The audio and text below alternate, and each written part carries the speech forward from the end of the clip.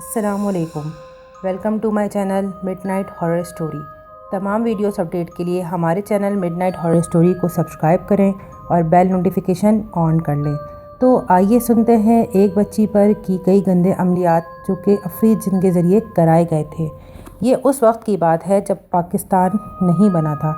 مولوی توقیر احمد انڈیا کے ایک چھوٹے سے گاؤں میں رہتے تھے۔ گاؤں چونکہ بہت چھوٹا تھا اور وہاں پہ مسلمان کی آبادی کم تھی، زیادہ تر ہندو ہی آباد تھے۔ مولوی صاحب سید گھرانے سے تعلق رکھتے تھے۔ ان کی شرافت اور رحم دلی کے ہندو بھی ہمیشہ دیوانے ہی رہے تھے۔ مولوی صاحب کا گھرانہ دین پر پورا اترتا تھا اور وہ اپنے گھر والوں کو ہمیشہ دین پہ پابند رہنے کی تلقین کرتے تھے۔ وہ قریبی مسجد کے ایک مؤذن تھے اور 5 وقت نماز ادا کرنے کے لیے لوگوں کو بار بار کہتے تھے، جس کے لیے انہوں نے باقاعدہ مسجد کے اندر ایک ادارہ قائم کیا ہوا تھا۔ ان کے استاد ان کو روحانی علم بھی سکھایا کرتے تھے اور وہی مولوی صاحب کے مرشد بھی تھے۔ مولوی صاحب کے گھر میں دم درود کرانے والوں کا رش رہتا تھا جس کا وہ کوئی معاوضہ نہیں دیتے تھے۔ ان کے روحانی علاج کی دھوم ہر طرف مچی ہوئی تھی جس سے سب کو شفا ہوتی تھی۔ وہ ہر وقت خدا کا شکر ادا کرتے تھے۔ مولوی صاحب کی ایک ہی بیٹی تھی جو کہ 15 سال کے بعد پیدا ہوئی تھی۔ دونوں میاں بیوی اپنی اکلوتی بیٹی سے بہت محبت کرتے تھے اور ساتھ ساتھ اس کو اسلامی تعلیمات بھی سکھا رہے تھے۔ تقریباً 4 سال کی وہ تھی۔ وہ بے حد خوبصورت اور گول مٹول سی تھی۔ مولوی صاحب کے گاؤں سے تھوڑی دور ایک گاؤں تھا جو کہ ہندو زمیندار کا تھا اور اس زمیندار کا نام تھا کشن کمار، اور وہ ایک بڑی سی حویلی میں رہتا تھا۔ وہ ایک بڑا زمیندار تھا اور بڑے ٹھاٹ شان شوکت سے رہتا تھا۔ کشن کمار کے دادا اور مولوی توقیر کے دادا بچپن میں دوست تھے، اس لیے مولوی صاحب اور کشن کمار ایک دوسرے کو بچپن سے جانتے تھے اور ان کی آپس میں بہت اچھی بات چیت تھی۔ مولوی صاحب گھر کے پچھلے حصے میں کافی بڑی کھلی زمین رکھتے تھے جس پہ وہ تھوڑی بہت کھیتی باڑی کر کے اناج اگایا کرتے تھے۔ وہیں پر ان کا چھوٹا سا حجرہ بنا ہوا تھا جس میں لوگوں کا روحانی علاج ہوتا تھا۔ مولوی توقیر کی زندگی بہت اچھی گزر رہی تھی کہ اچانک ان کی بیگم کو کچھ ڈراؤنے اور نہ سمجھ میں آنے والے خواب نظر آنا شروع ہوئے اور وہ خواب میں ہی قرآنی آیت کی تلاوت شروع کر دیتی تھیں۔ مولوی صاحب بھی اٹھ گئے تھے اور انہوں نے دیکھا کہ ان کی بیٹی کے اوپر کوئی جانور نما مخلوق پکڑے ہوئے ان کی بیٹی کو نظر آئی۔ مولوی صاحب روزانہ کی طرح ہمیشہ اسے رات کو سوتے ہوئے تلاوت کر کے حصار باندھ کے سلایا کرتے تھے۔ ابھی کچھ دن گزرے ہی تھے کہ مولوی توقیر کی بیوی کو دوسرا خواب نظر آیا جس میں انہوں نے دیکھا کوئی ہندو آدمی ان کی بچی کو اپنی طرف بلا رہا ہے۔ دونوں خوابوں میں بچی کو دیکھا تو وہ پریشان رہنے لگیں اور اس کا ذکر انہوں نے مولوی صاحب سے کیا، اس لیے مولوی صاحب کچھ فکر مند ہو گئے۔ انہوں نے پہلی فرصت میں اپنی بچی کے گلے میں حفاظت کا تعویذ ڈال دیا۔ مولوی صاحب لوگوں پر سے جن اتارا کرتے تھے، اس لیے ان کی بیگم کو بار بار یہ خیال آیا کہ کوئی جن ہے جو ان کی بچی کو تنگ کر رہا ہے۔ اگلی بار بھی ان کی بیگم کو پریشان خواب آیا جس میں انہوں نے دیکھا کہ ان کی بچی ایک ہندو پنڈت کے پاس کھڑی ہوئی ہے۔ ہندو پنڈت جو ہے بچی کے ذریعے علم کر رہا تھا اور بچی جو ہے وہ کچھ عجیب و غریب آوازیں نکال رہی تھی۔ انہوں نے جب یہ خواب دیکھا تو وہ سوچنے لگیں کہ ایک 4 سالہ بچی کس طریقے سے یہ الفاظ منہ سے ادا کر سکتی ہے، ایسے الفاظ بول رہی تھی جو کہ سوچ بھی نہیں سکتے۔ یہ خواب تھا یا اشارہ یا کوئی پریشانی؟ انہوں نے یہ تمام چیزیں مولوی صاحب سے بیان کی تو مولوی صاحب نے بچی کے گلے میں دوبارہ سے نیا تعویذ بنا کر ڈالا، کچھ صدقہ دیا اور اللہ کے بھروسے پر بے فکر ہو گئے۔ پھر کئی راتیں کوئی خواب نہ آیا تو ان کی بیگم بھی بے فکر ہو گئی۔ کچھ دن بعد اچانک ایک دن کشن کمار ان سے ملنے آیا۔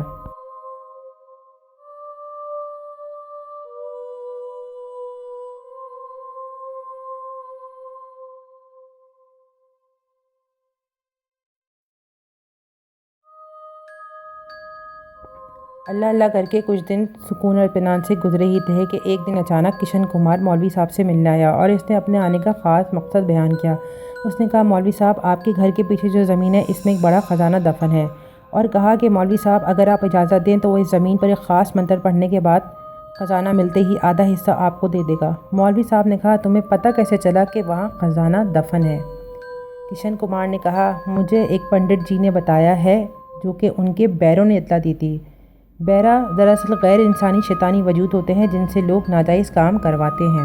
مولوی صاحب نے کہا، میں مسلمان ہوں اور اپنی زمین پر شیطانی عمل کرنے کی تمہیں ہرگز اجازت نہیں دیتا۔ کشن کمار نے کہا، سوچ لیجئے، بادشاہوں کے وقت کا بہت قیمتی خزانہ دفن ہے، پھر آپ کو اس کا آدھا حصہ بھی میں دوں گا۔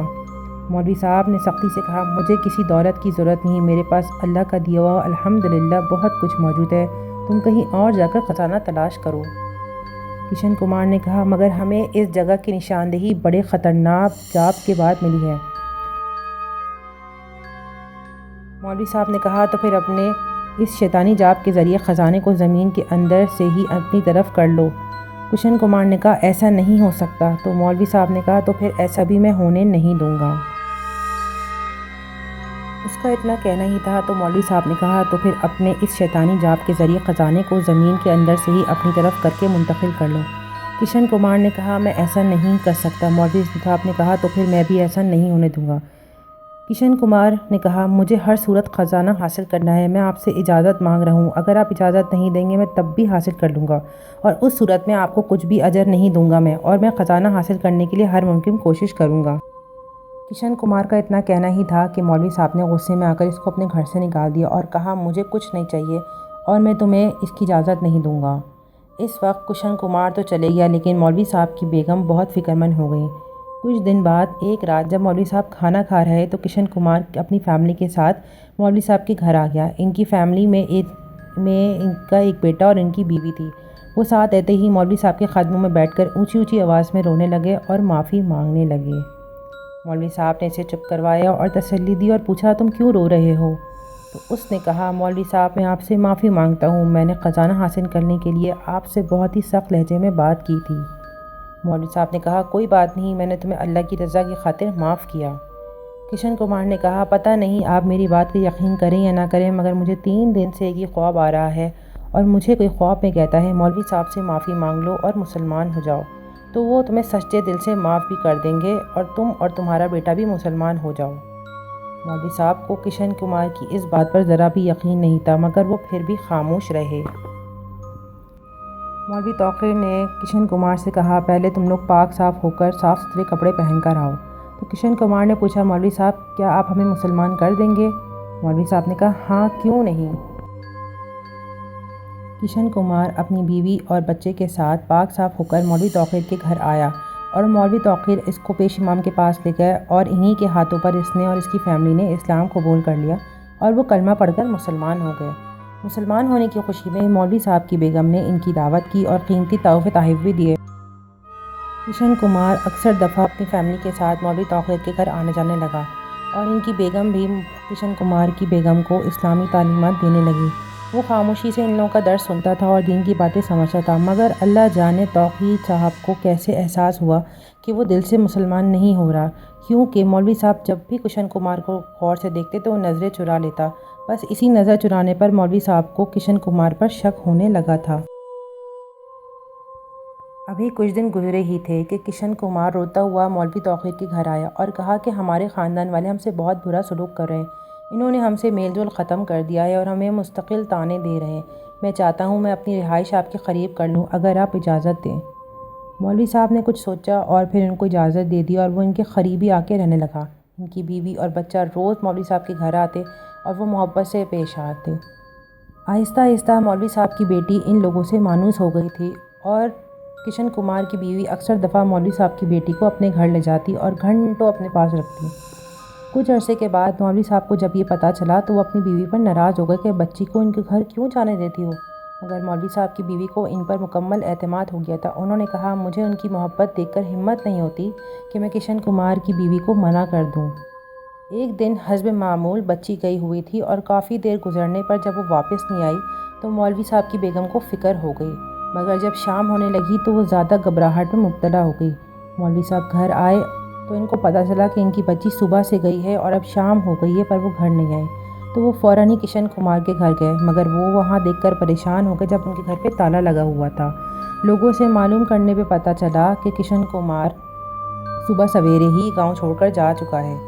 مولوی صاحب گھر آ کر جائے نماز بچھا کر بیٹھ گئے اور کچھ دیر پڑھنے میں مشغول رہے، پھر اچانک جائے نماز سے اٹھے اور بیوی سے بولے، میں ابھی تھوڑی دیر میں آتا ہوں۔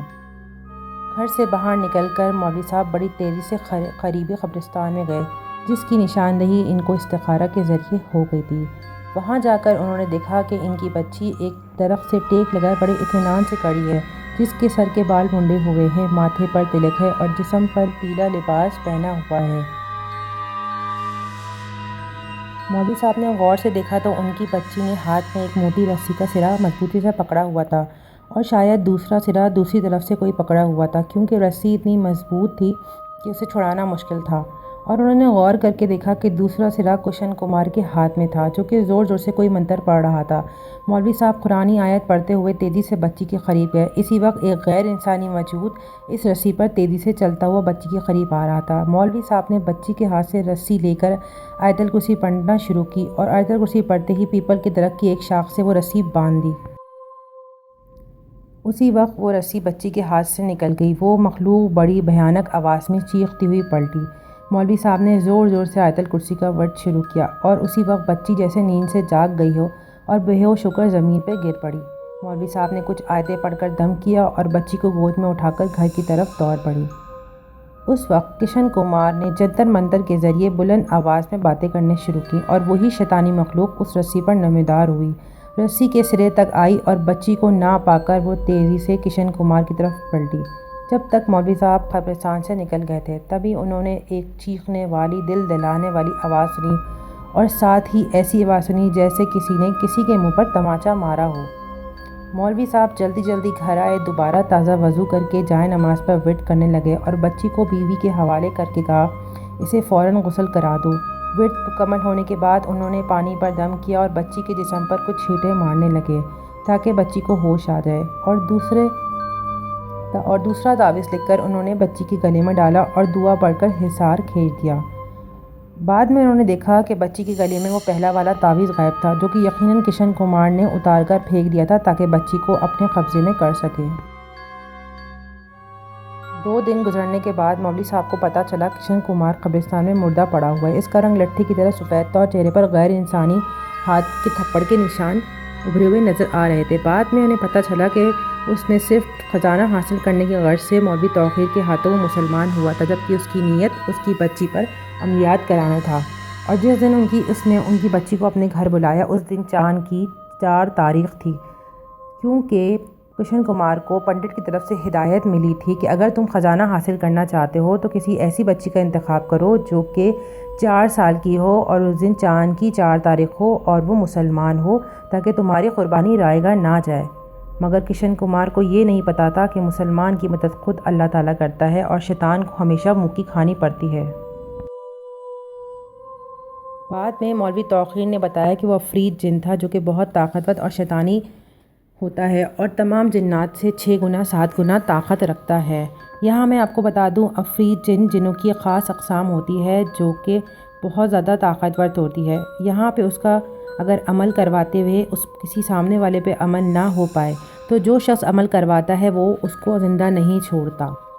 یہ مولوی توقیر کے قرآنی اعمال اور وظائف تھے جن کی برکت سے کشن کمار کا عمل الٹا ہو گیا اور وہ عفریت کے ہاتھوں اپنی زندگی کی بازی ہار گیا۔ مولوی صاحب کا کہنا تھا کہ مجھے پہلے ہی دن سے کشن کمار پر یقین نہیں تھا، مگر چونکہ اس نے کلمہ پڑھ لیا تھا اس لیے اس کو آزمانے میں کوئی حرج نہیں تھی اور مجھے پتا تھا کہ بہت جلد اس کی حقیقت دنیا کے سامنے آشکار ہو جائے گی۔